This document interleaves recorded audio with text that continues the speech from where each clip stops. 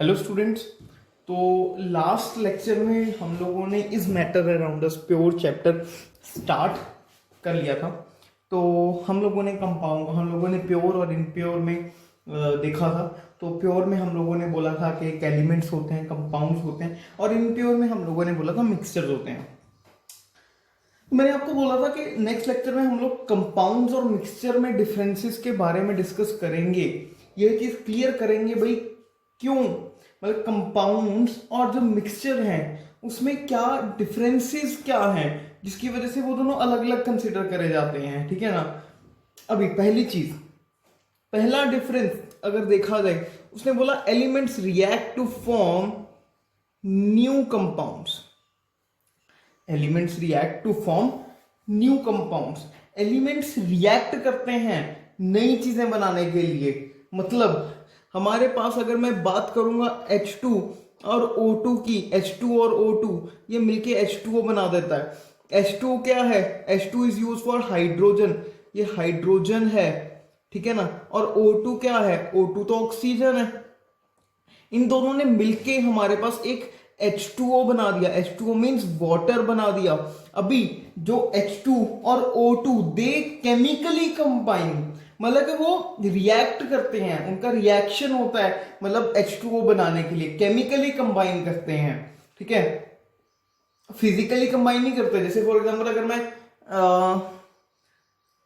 कंकर बेसिकली अगर मैं मिट्टी को और नमक को मिला दूंगा या फिर चावल और कंकर को मिला देंगे तो फिजिकली रिएक्ट करे, फिजिकली उनको हम लोगों ने मिक्स करा है। लेकिन ये केमिकली मिक्स होता है, केमिकल्स को रिएक्शन होता है। ऐसी नहीं है दो पानी में दूध डाल दिया तो मिक्स हो गया, नहीं जी ऐसा नहीं है। उसको हमें रिएक्ट कराना पड़ता है। दो अलग अलग चीजें रिएक्ट करके एक तीसरी चीज बनाती हैं जिसकी जो प्रॉपर्टी होती है, अभी H2O की जो प्रॉपर्टी होती है वो हाइड्रोजन और ऑक्सीजन से डिफरेंट होगी।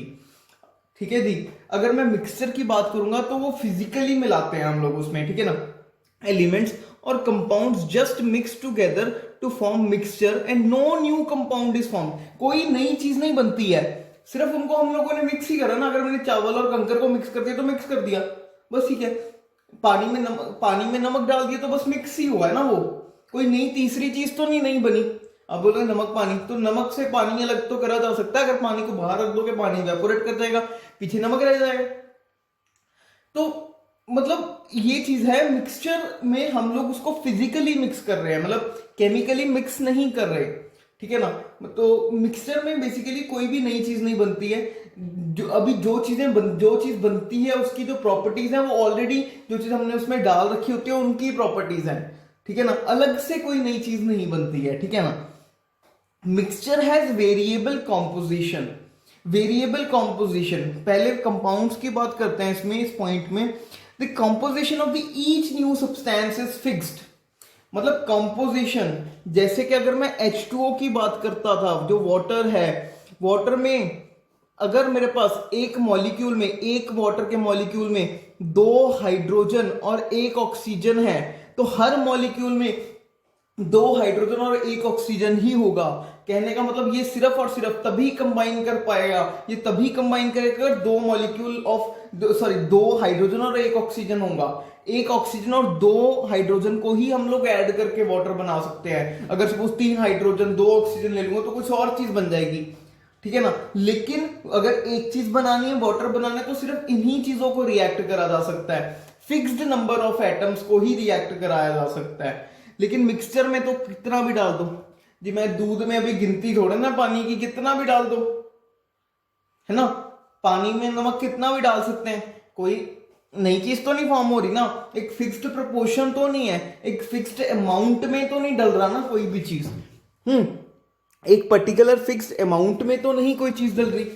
तो इस कारण मिक्सचर में वेरिएबल प्रॉपर्टीज है। ठीक है ना। वेरिएबल कंपोजिशन है, सब चीज वेरिएबल ही रहता है मिक्सचर में। ठीक है जी। उसके बाद अगर हम लोग अगले पॉइंट पे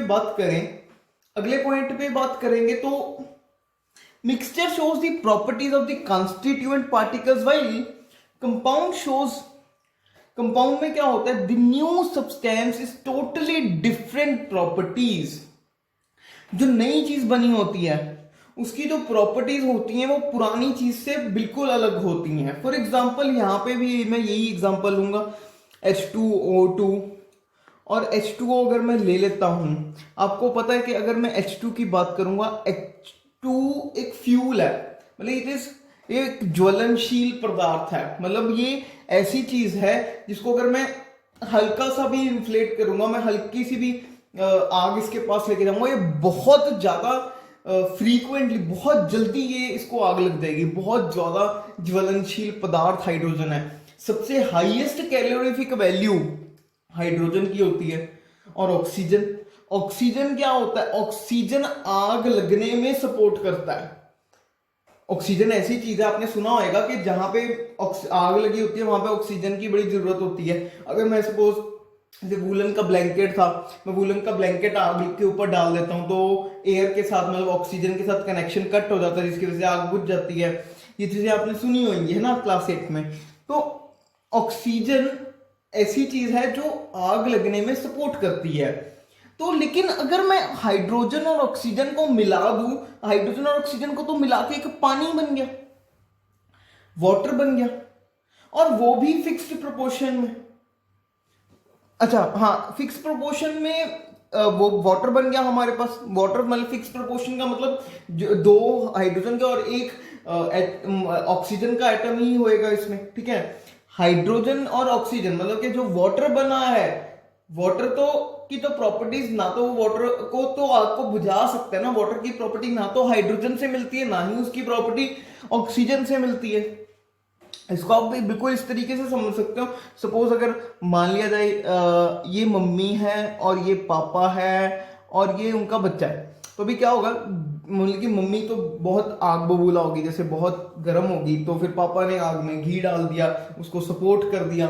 लेकिन बच्चा क्या है, बच्चा ना तो आग में घी डालता है, ना ही उसको सपोर्ट करता है, ना ही बढ़ाता है लड़ाई को, ना ही कम करता है। तो मतलब ये चीज, मतलब हाइड्रोजन और ऑक्सीजन मतलब वाटर इस तरीके से काम करेगा। मतलब हाइड्रोजन और ऑक्सीजन से बिल्कुल अलग है वाटर, और इनफैक्ट इसकी कंपोजिशन फिक्स रहेगी। वाटर बनाने के लिए हमें हमेशा दो एटम ऑफ हाइड्रोजन चाहिए और एक एटम ऑक्सीजन का ही चाहिए होगा। ऐसा नहीं है कि भाई आप बोल दोगे कि भाई नाले का पानी है तो नाले का पानी है तो उसमें भाई सिर्फ 2 ऑक्सीजन एक्स्ट्रा होंगे, भाई ऐसा नहीं है। उसमें भी हमारे पास H2O जो होगा वो सेम ही होगा, मतलब उसमें भी अगर पानी है तो उसका फॉर्मूला H2O ही रहेगा, ठीक है।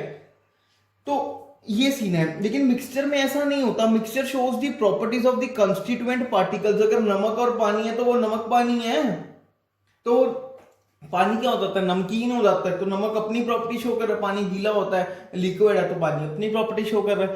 चाय पत्ती है तो चाय है तो चाय में पत्ती का भी स्वाद आ रहा है, चाय में दूध की भी प्रॉपर्टीज है, चाय में पानी की भी प्रॉपर्टीज है, सारी प्रॉपर्टीज है। कोई एक नई चीज तो नहीं बनाई इसने जिसकी प्रॉपर्टीज बिल्कुल ही अलग हुए। तो आप यूं भी कह सकते हो कि इसमें जो कंपाउंड्स में हर टाइम पे एक नई चीज फॉर्म होती है जिसकी प्रॉपर्टीज पुरानी वाली चीजों, जो चीजें रिएक्ट करी, केमिकली रिएक्ट करी, उनसे बिल्कुल ही क्या होती हैं, डिफरेंट होती हैं, ठीक है जी।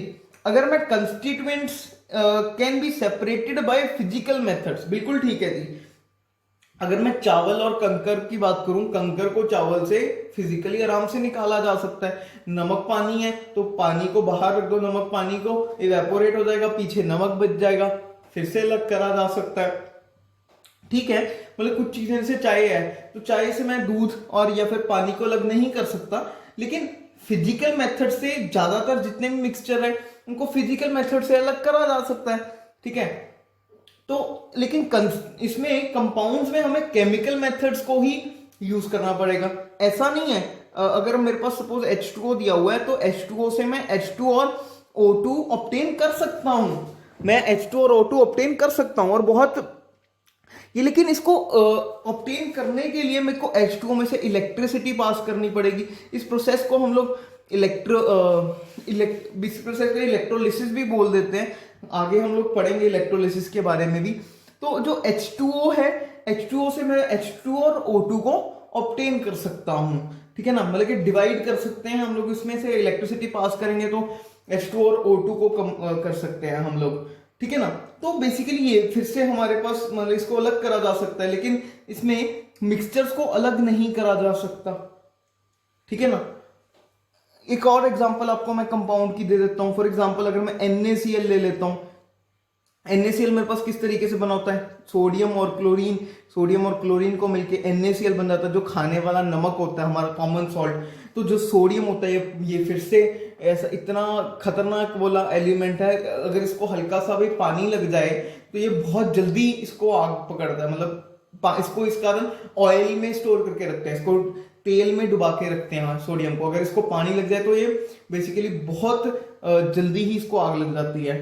तो ऊपर से फिर क्लोरीन तो जहरीला प्रोडक्ट है, क्लोरीन जहरीला होता है अगर डायरेक्टली खा लिया जाए तो भी सोडियम और क्लोराइड को मिला के NaCl बना। NaCl की तो प्रॉपर्टीज बिल्कुल अलग है। जो नमक है, नमक तो हम लोग सारा दिन खाते हैं, ना ही उससे हमारे अंदर जाके आग लगती है NaCl, ना ही तो उससे हमें हमारे अंदर जाके आग लगती है, ना ही हमारा कुछ भी नहीं होता। तो Na से और Cl से बिल्कुल अलग प्रॉपर्टीज हैं NaCl की। तो इसी तरीके से मिक्सचर्स और compounds they are totally different, ठीक है जी। इसी वजह से हम लोग कंपाउंड्स को प्योर बोल देते हैं और जो मिक्सचर्स हैं उनको इम्प्योर बोल देते हैं, ठीक है ना। क्योंकि उसमें से बेसिकली आप खुद सोचो ना कि हम लोग उसका सेपरेट नहीं कर सकते कंपाउंड्स को, है ना।